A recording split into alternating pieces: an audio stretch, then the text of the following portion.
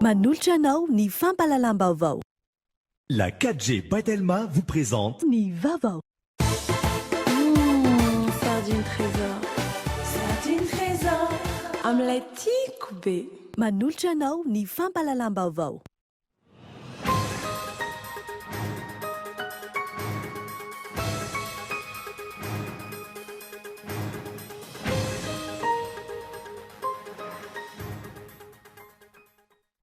Loharano-baovao maro pototra no ahafantarana fa mangataka ny fialan'ny rivo Rakotovaoko tsy ho filohan'ny antenimiran-doholona intsony ireo loholona HVM ary mangataka fivorian'ny antenimiran-doholona tsy ara-potoana hanatanterahana izany. Ovitain ao anatin'ny 10 volana ny fanamboaran-dalana maro eto an-drenivohitra. Isan'izany lalana mivoaka ny lalam-pirenena voalohany, faharoa, fahatelo, fahaefatra ary ny fahafito. Natomboka tamin'ny herinandro vitsy ny dingana voalohany dia ny fanamboarana trottoir sy ny sisin-dalana.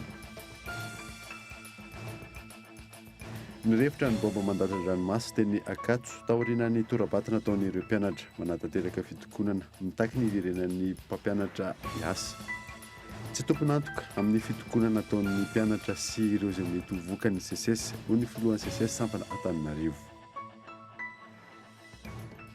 Mahakasika ny fambolekazo sy ny manodidina izay indray no entin'ny agence capsule Skool TVFM ao anatin'ny fanadidina nataon'izy ireo. Ny fambolekazo izay isan'ny laharam-pahamehana ho an'ny fitondrana ankehitriny. Maresaka iraisam-pirenena miantso ny tafika Sodanais amindra tsy misy atakandro ny fahefana amin'ny gouvernemanta sivily ireo mpanao fihetsiketsehana maro ao Khartoum.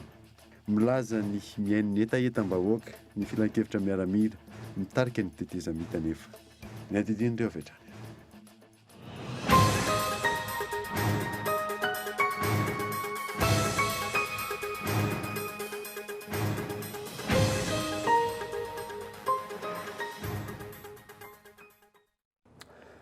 Miaraba tompoko lasy sy tompoko vavy, miaraba manokana ihany koa ireo any amin'ny faritra ireo manaraka ny vaovaon'ny Kool TV amin'ny alalan'ny DSTV Antsirana sy TN TV Fianaratsoa. Nanomboantsika ny vaovao dia loharanom-baovao maro pototra no ahafantarana fa mangataka ny fialan'ny rivo Rakotovaoko tsy filohan'ny antenimiran-doholona intsony ireo loholona HVM ary mangataka fivorian'ny antenimiran-doholona tsy ara-potoana hanatanterahana izany. Rarisona ihany. Mangataka fivoriana tsy ara-potoana mialohan'ny atombohan'ny fampelezan-kevitra ireo loholona HVM misa 350 raha ny loharanom-baovao voaray ahafahan'izy ireo manala ny filohan'ny antenimiran-doholona Rakotovaorivo. Antony voalohany angatahan'ireo loholona HVM ny fialan'ny filohan'ny antenimiran-doholona araka ity loharanom-baovao ity dia ny tsy firarahian'ny ity filohan'ny antenimiran-doholona ity intsony ny antoko ny aviany taorian'ny fifidianana filoham-pirenena mialohan'ny fotoana iny. Toy ihany koa tsy nanolorany antoko HVM kandida na iray aza ho kandida solombavam-bahoaka ary indrindra ny tsy nandraisan'ity filohan'ny antenimiran-doholona no sady filohan'ny antoko HVM ity fepetra tamin'ireo mpikambana HVM nivadika palitao ka nirotsaka ho kandida sy nanohana ny fitondrana ankehitriny ary farany dia heveriny reto loholona HVM ireto fa tsy tokony tantana ny antenimiran-doholona intsony Rakotovaorivo satria izy tena ny ihany no maneho fa tsy manana ny toerany eo amin'ny sehatra politika intsony ny antoko HVM ankehitriny. Raha tsy ahivana miisa 330 ireo loholona HVM no novidiany ireo mpividy vavety nanerana ny faritany enina ary 120 ireo loholona no notendreny ny filoham-pirenena teo aloha Rajaonarmampianina Hery.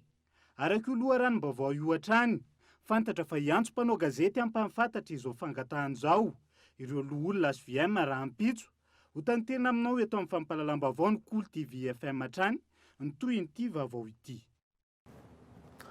Fa ovitain atao anatin'ny 10 volana ny fanamboaran-dalana maro eto an-drenivohitra isan'izany lalana mivoaka amin'ny lalam-pirenena voalohany, faharoa, fahatelo, fahaefatra ary ny fahafito. Ny atomboka tato anatin'ny herinandro vitsy ny dingana voalohany dia ny fanamboarana trottoir sy ny sisin-dalana. Miantarandriana. Herinandro vitsy izay no ny antomboka ny tetikasa fanamboaran-dalana maro eto an-drenivohitra. Dingana voalohany amin'izany ny fanamboarana ny sisin-dalana. Tena mamboatra trottoir dia taloha zany dia soloana vaovao. zay lasa amboarina edy tarina le lalina zany avabiato fa lalana ambotay azy fa hitanao zany le territoire taloha somary mihakely zany le lalina dia lehibe azona. Lalam-pirenena maro no voakasika ity tetikasa ity. Isan'izany ny lalam-pirenena voalohany, faharoa, fahatelo, fahefatra ary ny fahafito miainga ao amin'ny PK 0 Soarano. 7 hatramin'ny 20 kilometatra isan'ky ny lalam-pirenena ny fanamboarana atao. 10 volana kosa ny faharetan'ny asa. Raha ny fanazavana azy teo anivon'ny ministera ny fanajariana ny tany, ny toeram-ponenana sy ny asa vaventy, misy ny fanaramaso manokana amin'ny kalitaon'ny asa manara-penitra ireo lalana amboarina ireo. Vatsian'ny BEI na ny Banque Européenne d'Investissement vola ity tetikasa ity, ary tanterahany ARM na ny sampandraharaha misahana ny fikojakojana ny lalana eto Madagasikara. Aorian'ny ny fanamboarana ny sisin-dalana, ny fidirina amin'ny fanavaozana tanteraka ireo lalana voakasika ireo. Fa EPP iray any amin'ny faritry Menabe no ahina hiteraka loza ho an'ny mpianatra. Tsy manara-penitra ny nanorenany ny foto-drafitrasa mandeha ny fanadihadiana raha nambaran'ny minisitra tompona andraikitra. Io ny nasaina. Eto amin'ny faritra Menabe, commune Analaiva, Fokontany, Ankilimanjaka, fanamboarana EPP iray nahazoany fitondrana teo aloha fa Matsimbola. Fanamboarana EPP 10 volana lasa izay no tratra amin'izao fotoana izao fa tsy manara-penitra ary ahina hitera-doza ho an'ireo mpianatra. Dia natao ty Ankilimanjaka ty, rehefa natao Ankilimanjaka jerena zany io zavatra io fa nisy fisira be. Nefa no le rotsaka ranon'ora sy ny tariny zany dia nanapa-kevitra zay sa ve le zaza mijaly amin'ireny fianara-mody kilikily bevata eo zany, io ro ianaran'ny zaza. Aty le aloka dia any koa le mpampianatra mijaly mihitsy reto directrice reto manao entreprise. Na la entreprise koa contrat natao tagnatiny tao nisy an'izany table ban zany nefa tsy avy eto. Na io plafond io aza ratsika mijery, ireo plafond sapin manaka andreo veranga dia ireo ro foto-drafitrasa hoe mahatra. Tsy vovetivety tsy ampy Simon fa tamin'ny rentrée teo. Eo amin'ny 5 mois eo zao ny école 5 mois na ireto dalazy reto aza kopakopaka. Tsy azo ekena ny zavatra toy izao hoy ny ministry ny fanabeazam-pirenena mpisolo toerana. Efa misy ny fanadihadiana misokatra mikasika ity raharaha ity amin'izao fotoana izao. Dia mahita fa tafatsangana ny foto-drafitrasa nefa tena tsy manara-penitra ary tena foto-drafitrasa mitondra loza ho an'ny mpianatra. Ary normal raha niova ny fanapahan-kevitra teto ka tsy nasiana mpianatra mianatra tsony ao fa tsika miara-mahita an'ireo fanamboarana natao ireo dia tena mamitaka ny firenena, mamitaka ny zaza ary mamitaka ny ataoko hoe na ny zavatra tokony homena tsara ho an'ny mpianatra aza dia tsy tody amin'izay. Fa zao aloha voalohany dia tsy maintsy jerena iza no nanao an'izao, ahoana ny natona an'izao ary tsy maintsy mandray fepetra amin'ny mpianatra manodidina ny 200 eto amin'ny EPP Analiva no voatery mianatra ambany kily noho izao tranga izao. Tsy misy ny W, ny trano ihany koa efa irodana, andrasana ny toy ny raharaha. Fa antoka iray ahafahana mampandroso ny firenena ny fahafehezana ny fitrandrahana ireo arenakibon'ny tany. Tsy ampy anefa ny fahafantaran'ireo lalàna mifehy izany ary mbola maro ihany koa ireo orinasa tsy manaja ny fepetra takina. Gaeton Mandretsila. Nametraka tanjona sy politika maharitra ahafahana mifehy ny fitrandrahana ireo arenakibon'ny tany ny mpitondra fanjakana, ahafahan'ny firenena sy ny vahoaka misitraka ny tombontsoa amin'izany. Mbola maro nefa nezaka tsy maintsy atao ahafahana manatratra izany. Tafiditra ao anatin'izany ohatra ny fampahafantarana ny rehetra, ny lalàna mifehy ny fitrandrahana, ny fifanarahana ataon'ny fanjakana malagasy sy ireo orinasa mpitrandaka, ny fikajiana zavaboary sy ny fiarovana ny tontolo iainana, ny fanajana ny zon'olombelona, fitsinjovana ny hoavy, ahafahana ireo taranaka mampara isitraka ny vokatry ny fitrandrahana sy ny maro hafa. Androany, nisy ny famelabelarana narana ady hevitra momba ny code minier teny amin'ny UEP. Tafiditra ao anatin'ny fampahafantarana ireo adidy sy andraikitra miandry ny tsirairay avy ary indrindra ireo tanora.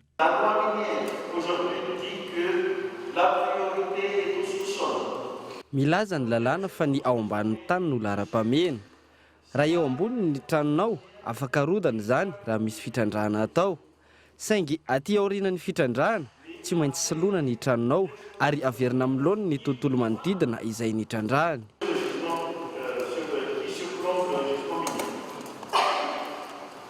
Rahatsehivina no lanina mandritra ny filan-kevitry ny ministra ny herinandro lasa teo, ny didim-panjakana manova ny andinindininy sasatsasany ao amin'ny fehezan-dalàna mifehy ny fitrandrahana arenakibon'ny tany na ny code minier lalàna 99022 voakasiky ny fanovana ny andinin'ny faha-20 am'zato, andalana faharoa sy fahatelo momba ny fanasokajiana ireo sazy amin'ny fahadisoana eo amin'ny asa fitrandrahana.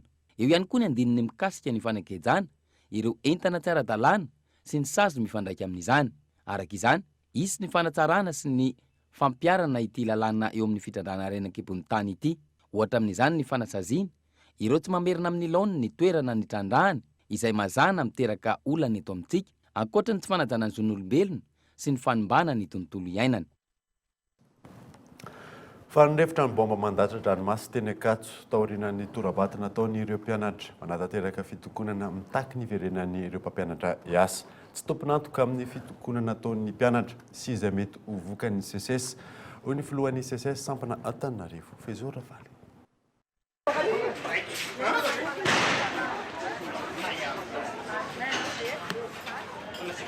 10 minitra mialohan'ny natongavana ireo mpitandro ny filaminana nanomboka ny torabato nataon'ireo mpianatry ny Université Antananarivo manao fitokonana. Anisan'ny takian'izy ireo ny fiverenan'ny mpampianatra raha ny fanazavana. Izany hoe tsy nentina mpianatra izany ny mpampianatra dia izay aloha ny voalohany indrindra natonga ilay izy. Dia manaraka ny resaka système LMD izay tsara ho amarina fa tsy mifanaraka amin'ny ilay rafitra no ny fampianarana aty. Izany hoe raha ilay système LMD amitako hoe 20 isan-jato ny mpianatra, 20 isan-jato ny mpampianatra dia fanohatra amin'izay ilay izy. Izany hoe ny tiany zavatra tiany angatana zany dia mahakasika an'ilay resaka connexion. Iny zany tokony mba hakarina an'ilay débit an'ilay izy, misy moa ny mpianatra mbola tsy mahazo mihitsy. Dia eo koa ny resaka tsy fandriampahalemana. Paleo le mpianatra, leo fampanjina jisa ary le tsy fianona mihitsy no mampiakatra ny mpianatra. Dia eo ihany koa ny fiakaran'ny vidim-piainana. Manoloana an'izany anefa ny bourse izay raisinay dia tsy niova akory izany. Manjapity tsika amin'ny teny zao ka dia mangataka izahay tompoka mba hojerena manokana izay mpianatra fa mijaly. Ankilany milaza ho tsy tomponantoka amin'ny fitokonan'ny mpianatra ny CSS ho ny filohan'ny mpampianatra mpikaroka sampana Antananarivo. Izahay dia tsy miditra ary tsy mahafantatra akory an'izay mety etsika ataon'ny mpianatra satria ny mpianatra manana ny azy izay ihany koa manana ny anay ao anatin'ny Francis universitaire tanteraka sy ny fahalalana tsirairay atao anatin'ny tontolon'ny anjerimanontolo. Ka raha ohatra ka tsy mampianatra izahay raha toka mety ataoko hoe mihitatra zany dia lany vatsy fotsiny ireo mpianatra ireo raha avy any ambanivohitra, lany frais fotsiny raha eto Antananarivo tsy hanomezantsiny azy zany fa kosa moa matoa ny mpampianatra tafiditra amin'ny resaka fampiatona ny asa fampianarana dia ao ny antony ka dia andrasanay fatratra ny fandraisana ndraikitra ny mpitondra fanjakana ny famahana ny olana. Raha ny fanazavana trany efa nisy ny fifampiresana teo amin'ny mpampianatra mpikaroka sy ny tompona ndraiky mpanjakana izay naneo ny fahavononana amin'ny olana misy eo anivon'ny Université Antananarivo. Antony namana ny barrière izay ifamezivezen'ny olona sy ny fiara-mandalo ny faritry ny université androany. Ankoatr'izay, nilaza ny anoratra taratasy misokatra ho an'ny filohan'ny Repoblika manao amin'ny CSS na dia efa nisy aza ny fifampiresana natao amin'izy ireo tamin'ireo tompona andraikitra isan'ny tokony ho fitadiavana izay vahaolana izay. Mahakasika ny fambolekasy manodidina izay indray ny entin'ny agence capsule Skool TVFM aminao anatin'ity fanadidina manaraka ity. Ny fambolekazo izay isan'ny laharam-pamena ho an'ny fitondrana ankehitriny. Henri Flora. Araka ny hevitrao, tokony hamboly hazo ny malagasy hiarovana ny tontolo iainana. Efa namboly hazo va ianao? Io no fanontanina napetraky ny agence capsule niarana tamin'ny Kolo TV, tamin'ny olo-pirenena, Rosy Efajat, 20 taona no miakatra, ny faharoa sy ny fahatelo ny volana aprily lasa teo. Ny maro indrindra tamin'ireo nanontaniana izany hoe ny 700 no namaly, eny, efa namboly indray mandeha. Ny 430 kosa nanambara fa matetika ny namboly hazo, ary ny 720 kosa no laza fa tsy mbola namboly hazo mihitsy. Nanamafy amin'ny tokony hanovana ny toe-tsaina ahafahana miara-mientana amin'ny fanatsarana ny fambolen-kazo ny mpiantsehatra miaro ny tontolo iainana. Ny antony aloha tsy maharototra ny olona aloha mivaovy io hoe arakaraka le olona mety koa arakaraka ny faritra. Raha ohatra tsika aty amin'ny toerana tsy misy ala loatra ka tsy mipaika ny aminy le hoe ilaina le fambolen-kazo mazava ho azy izy fa tsy rototra. Fa raha amin'ny toerana kosa misy alaala hitany hoe le fisian'le ala ka hitan'le tombontsoa dia io izy mahatsapa hoe ilaina le fambolen-kazo. Anjarantsika ny manentana izay hoe raha mamboly hazo dia azafady atao iny le hazo. Zay aloha voalohany indrindra olombelona ny mieritreritra ary tsapany any hoe ilaina ny fiainana sy ilaina. Fa mahatonga olona mbola tsy mihetsiketsika manao zavatra, mahatsapa izy mbola ampy azy miopelantanany tsy mbola mieritreritra zavatra loatra ary tsika eto Madagasikara tsy dia mbola mijery loatra an'izay hoe rapitra izay fa ny androany aloha dia rehefa mety androany fa rehefa tsapany kosa misy nahavoadona azy izay izy vao mieritreritra hoe inona nisy eo rehefa avy eo izay fahitako azy zany hoe resaka toe-tsaina ihany ilay izy misy olona tsy dia mizarona tamin'izany hoe hijery olympiade izay fa andavanandro izy no izay no jerevana. Loha hevitra hafa indray no entin'ny Agence Capsule miaraka amin'ny Kolo TV aminao eto amin'ny fampalalam-baovao amin'ny manaraka. Fa manomboka ny volana May izao isika ny hiditra tsikelikely amin'ny vaninandro ririnina araka ny nambaran'ny mpamantatry ny toetry ny andro. Anatin'ny vanim-potoana ny fararano kosa isika ankehitriny raha ny fanazavana azo fanadiny tata tsy very asana. Ao anatin'ny vanim-potoana ny fararano isika amin'izao fotoana izao nanamafy ny mpamantatra ny toetry ny andro fa mbola azo heverina ny siny no rambaratra amin'ity volana aprily ity.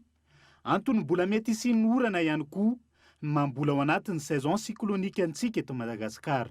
Tsika zany zao ao anatin'ny vanim-potoana mamaraparana ny fahavaratra zany hoe ny fararano izay ifandimbiasan'ny volonandro ririnina sy ny volonandro fahavaratra. Dia anatin'izay zany no mahazo oram-baratra ny faritra maromaro tahaka ny hoe ny ampatelo ny avaratra dia amin'iny faritra avaratra atsimo andrefana sy ny faritra andrefana iny. Ny saison cyclonique moa zany ny novembre ka hatramin'ny avril ny faharetany zany eo anatin'ny avril zany dia mbola anatin'ny vanim-potoana ny orana tanteraka ihany koa tsika. Manomboka ny volana May ankilany no miditra tsikelikely amin'ny ririnina isika hatreto aloha ho an'ny eto afovoantany miakatra hatrany maripana ato anatin'ny efatrandro. Izy zany dia ny tapitra misy ny avril zany manomboka ny volana May vao tokony miditra amin'ny vanim-potoana ny ririnina. Tapitra zany le fararano dia ririnina miditra ririnina. Ny atin'le mampafana be fotsiny zany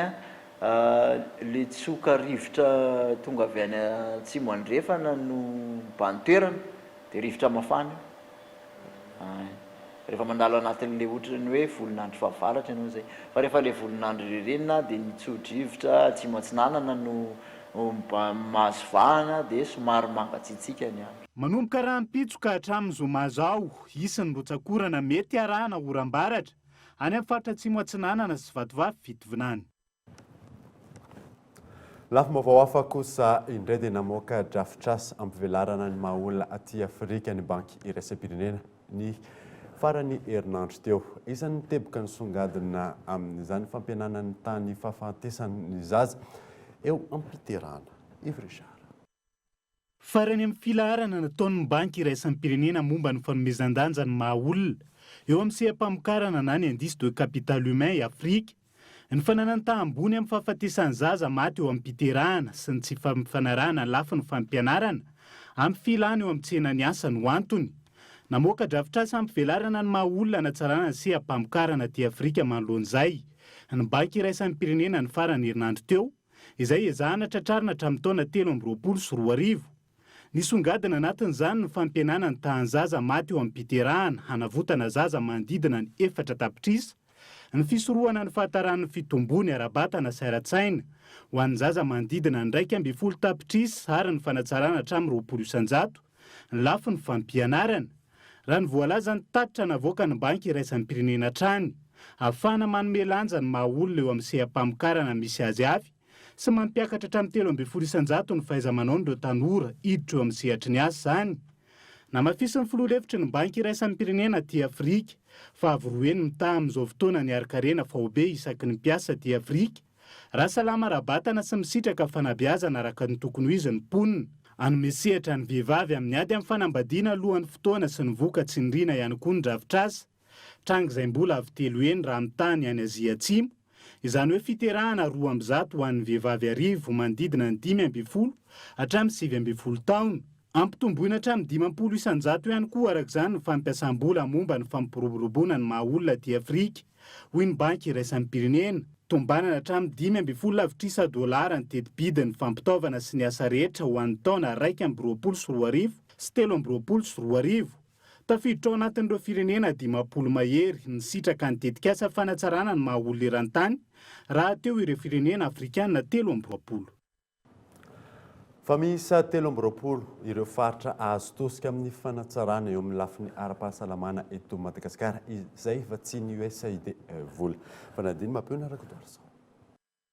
Isan'olana lehibe mibantoerana eo amin'ny ara-pahasalamana eto Madagasikara ny tsy fahafahan'ny faritra maro misitraka ny fiahiana eo amin'ny fanafody mifanaraka amin'ny aretina misy vokatry ny alaviran-toerana.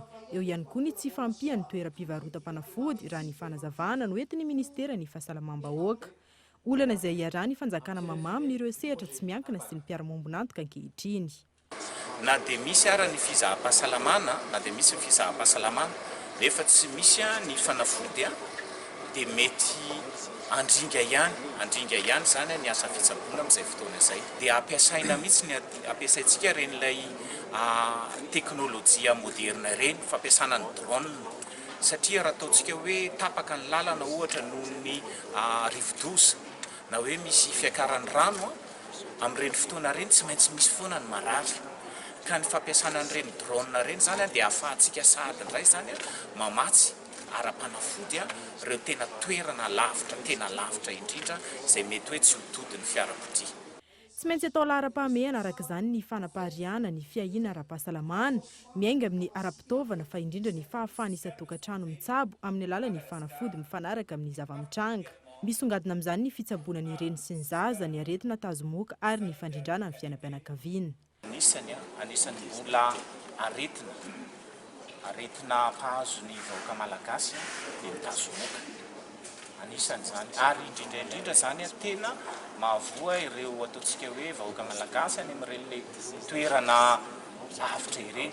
Ka izay na tonga ny ministera ny fahasalamam-bahoaka miara-miasa zany amin'ny USAID sy ny PSI, miara-miasa amin'izy ireo mba ahafahana manaparitaka ny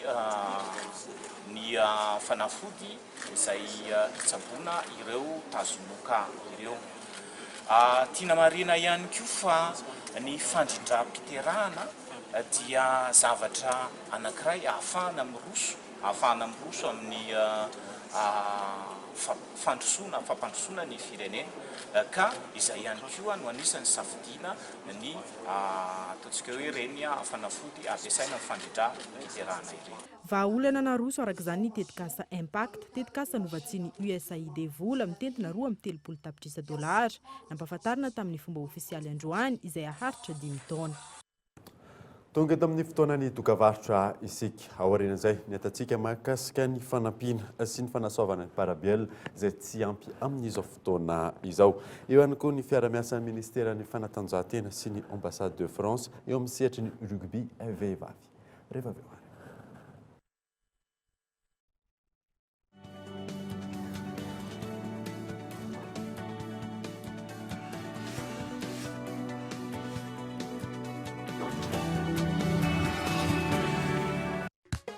Bonjour.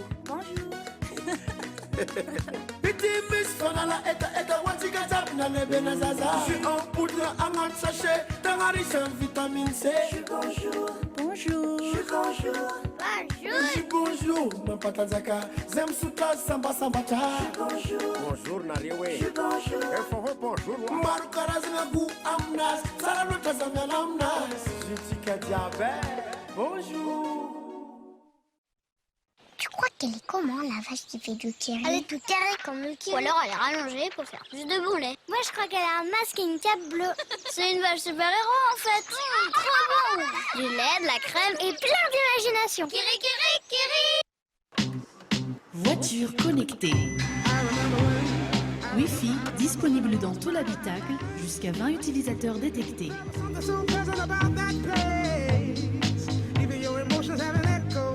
So much space.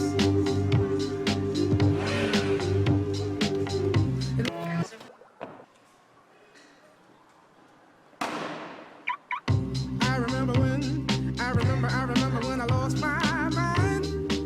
Créez votre réseau Wi-Fi partout où vous êtes avec la Wingle by Telma. Rendez-vous en Telma Shop. Le réseau 4G numéro 1 vraiment partout à Madagascar, c'est Telma. Sardine trésor, sardine trésor, sardine trésor, sardine matchia, sardine trésor. Met beurre comme salade, mouf, na oui à goûter n'enkizi. sakafo rehetrarehetra e hasoandra laila miaraka amin'ny tsakitsaky qualiténazy tsara riche en oméga ilaina be rehefa mifety a indrindra moa fa miaraka amin'ny fianakaviana amin'ilay tiako be Lame bik, maranitra, tsy mety aravesina, mateza.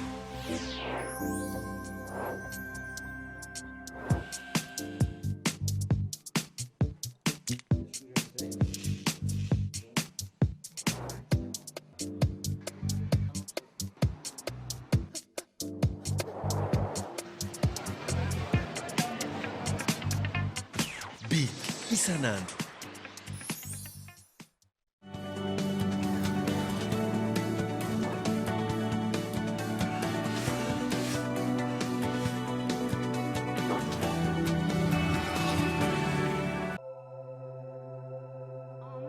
Contrôler votre vie, mais dans la vie, tout n'est pas quantifiable. Vous ne pourrez pas éternellement maîtriser votre environnement. Faites-vous peur pendant ces congés, d'accord? Oui. Cette carte est un billet d'entrée Pour les escape rooms Minos, soyez le premier à vous échapper et empocher $1 million. Le jeu commence quand? Je crois que c'est l'escape room. Cherchons des indices. On dirait le bouton de réglage d'un four. Vous trouvez pas qu'il fait chaud? Comment on sort d'ici? C'est Fahrenheit 451. J'ai pigé! Ça, c'est ce que j'appelle de l'immersion. Question idiote. On est vraiment dehors, là?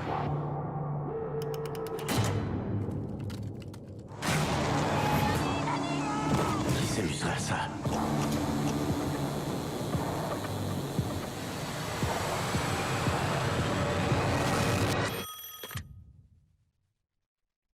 Verina eto amin'ny fampalalam-baovao isika. Mbola tsy ampy eto amintsika ny fanampiana sy ny fanasoavana ny mpiarabelona amin'izao fotoana izao. Entanina hatrany ny tsirairay avy anokana fotoana amin'ny ora tsy fiasany ho fanampiana sy fanasoavana ny hafa. Ka eto Andriatsilava. Manana antonasa fa mahafohy fotoana ho an'ny hafa amin'ny ora tsy fiasany ho fanarenana ny fanaintanan'ny mpiarabelona ary ho famerenana ny zoamakasina maha-olombelona. Ireo amin'ny ankapobeny no atao hoe mpilatsaka ny tsitrapo. Ny filatsahana ny tsitrapo izay mbola vitsy ary anentanana hatrany ny tsirairay avy. Araka izany, nisy ny fanomezana fiofanana sy ny fampahafantarana ireo ankizy sy tanora teny Alasora ny farany herinandro teo. Tanjonay ny ampitan'le izay PPVH zay na izay toe-tsaina izay amin'reto ankizy reto aloha ny amin'ny androany. Fa mbola andohan'ny commune Alasora manokana manana lavitrezaka ry zareo hoe anitatra n'izao hetsika izao zany mba ho maro be ny volontaire aty amin'ny commune Alasora.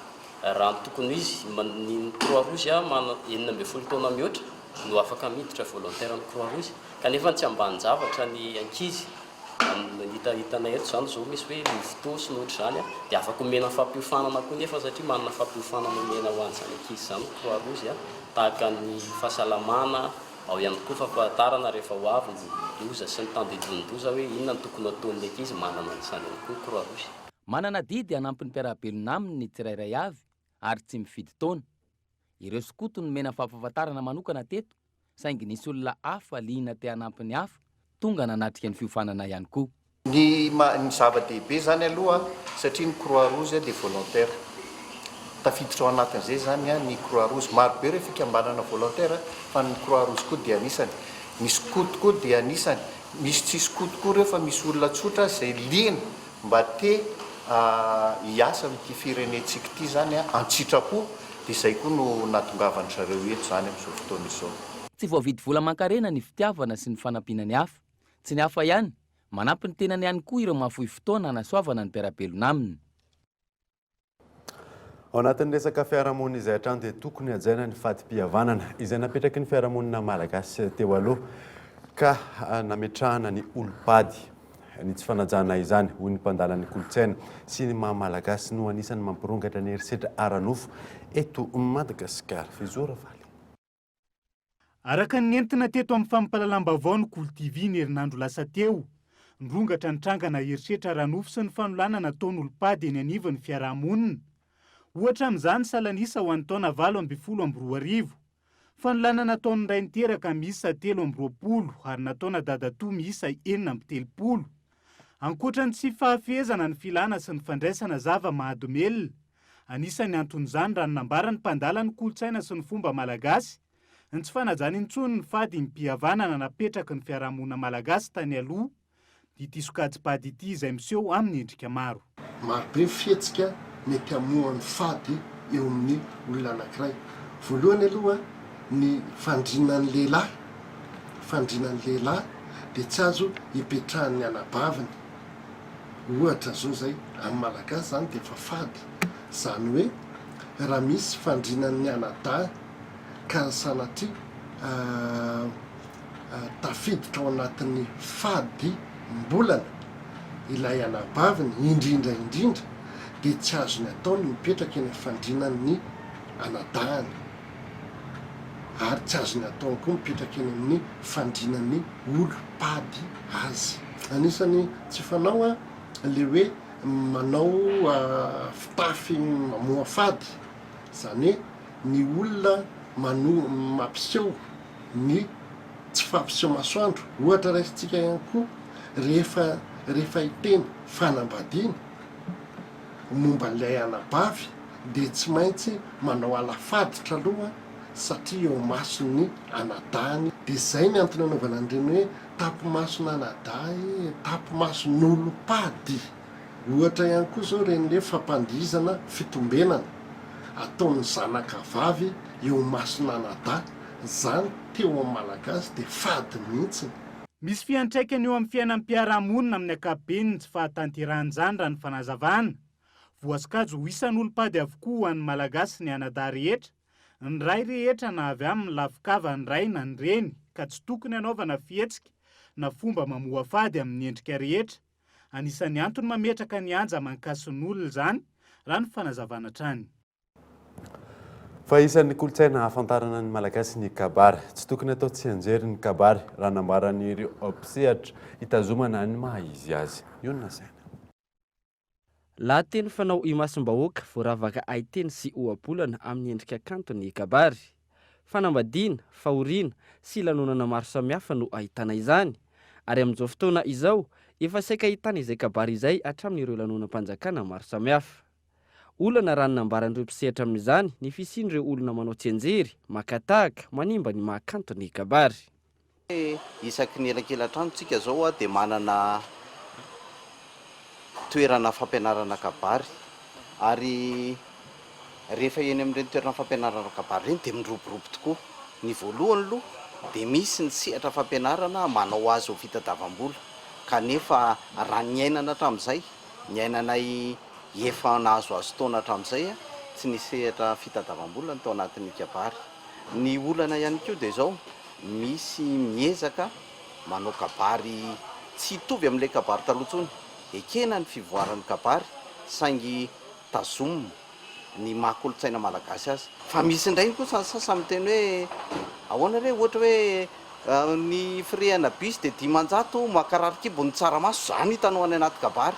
Tsy ao anatina kolotsaina zany ary tsy mampita hevitra satria fita izany ny ataontsika hoe kabary.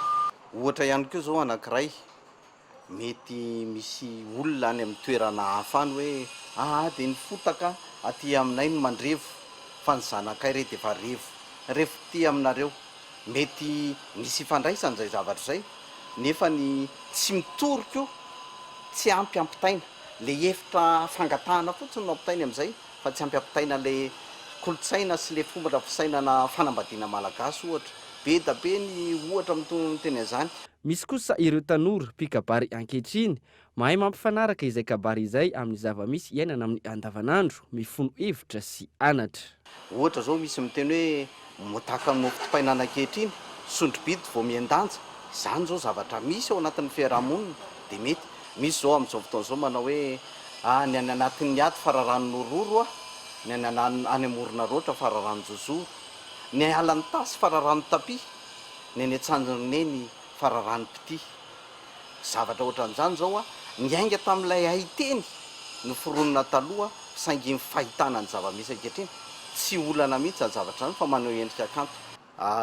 izay ny amanyloha ho an'ireo sehatra mpampianatra kabary fa ny olona rehetrarehetra isika malagasy dia fotoana zao anehoantsika ny mahamalagasy atsika ary hitehirizana ny anehoana ny fomba mampanao antsika anaparitahana izany ho tohizany zanaka mamparatsoadiny entanyntsika rehetra hitahiriny atsika aza ataova lalana moa ka ny tompony aza tsy tia.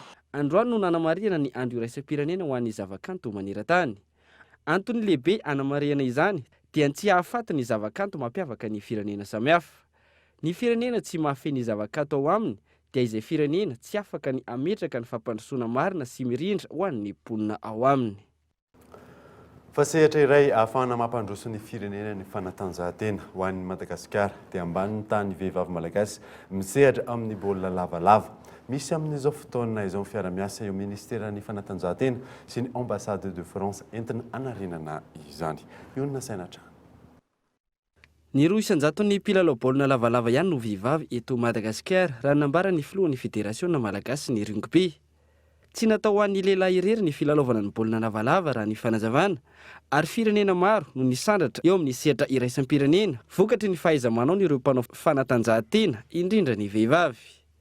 Ankoatra ireo paikady maro entina ampiarana ny miralenta, ampidirana izay miralenta izay ihany koa manomboka izao ny taraja rugby.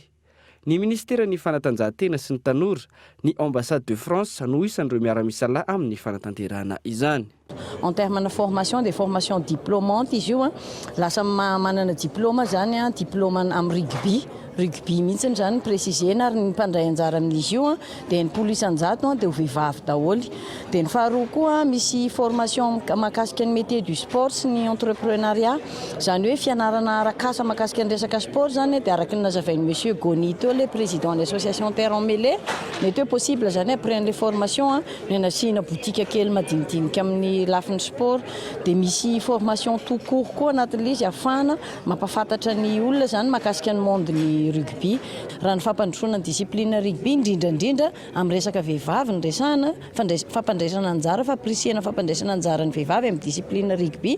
Vao tsy ela zao tsika tamin'ny herintaona médaille d'argent tsika ny équipe junior ny rugby vehivavy, nahita koa tsika reny ny Marcelia izay nandray anjara tamina resaka coup d'envoi, zany hoe omeny olona asiny zany ny aty amintsika ny resaka rugby dia anjarantsika zany ny exploiter an'izay mba ahafahantsika manao zavatra tsaratsara kokoa eto satria amin'izao tsika miteny zao zany ny monde ny sport lasa vecteur na développement dia ity zany atrikasa aty hitondra développement aty Madagasikara satria lasa asarika olona be deaibe zany les formations asarika olona be deaibe le développement anatin'le izy. Anomboka tsy ho ela ny fanofanana ireo mpisehatra entina anatratrarana ny tanjona ny miralenta eo amin'ny mpilalao baolina rugby.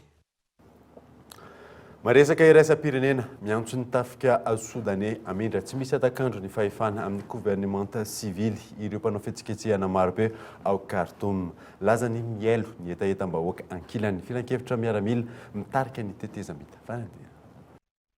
Mitohatra ny fidinany dalambe ataon'ny vahoaka soudanais ao Khartoum taorian'ny faravan'ny gouvernemanta notarian'ny Omar El Béchir ny alakamisy teo. Ny ametrahana gouvernemanta civil tsy misy atakanjo no tandron'ireo mpitokona marobe. Tsy tokony hitsahatra ny fitakiana raha tsy tanteraka ny fangatahana n'inon'inona vokany. Tsy misy fiovana raha mijanona zany toy ny tranga tao Ezipta valitaona lasa izay ho ireo mponina. Eo ampelantanany tafika mivondrona anatin'ny filan-kevitra ny tetezamita ny fitondrana ao Soudan raha iverenana. Miezaka ny manadio tenin'ireo jeneraly mitarika ny fitondrana tetezamita manoloana ny fitakiany ny vahoaka. Nangataka ny anendreny ny antoko politika prime ministre civil izy ireo omaly.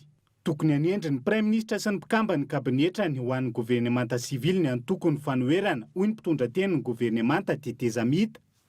Teboka mbola manjavozavo ankehitriny ihany koa ny fepito-piasan'ity gouvernementa ity. Raha nambarany lehibe ny fitondrana miaramila Abdel Fattah al-Burhan na fahaverina amin'ny vahoaka ny fahefana afaka roa taona. Manany hitarany zany lehibe ny mpitarotolona izay mangataka ny anavaozana ny mpikamba ny sampandrara-pitsikilovana soudanais noho ny mbola fahitana mpikambana maharitra izao fitondrana zao anatin'ireo mpikambana folo ny filan-kevitra miaramila. Alohan'ny sarana dia verina aminao vaovao nisongadina tamin'ity alina ity. Loharanom-baovao maro-potitra no nahafantarana fa mangataka ny fialan'ny rivo Rakotovao tsy filohan'ny anteny mirandoolona intsony ireo loholona HVM.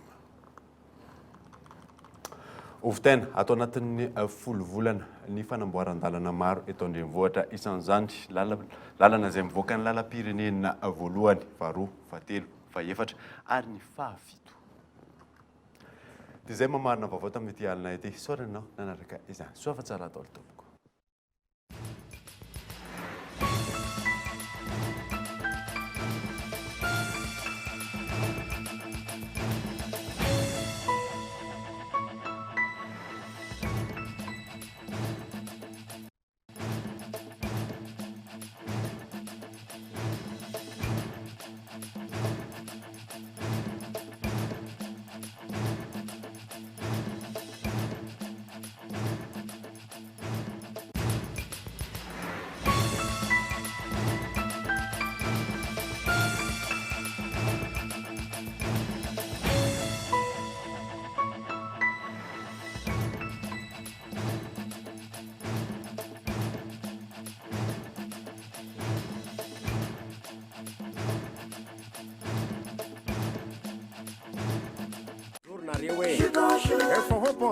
Maro karazana goût aminazy, tsara loatra zamiana aminazy. Jitsika jiaby, bonjour. Nanolotra anao teo ny fampalalam-baovao. La 4G by Telma vous a présenté Ny Vavao. Sardine trésor. Sardine trésor. Amin'ilay tiako be. Nanolotra anao teo ny fampalalam-baovao.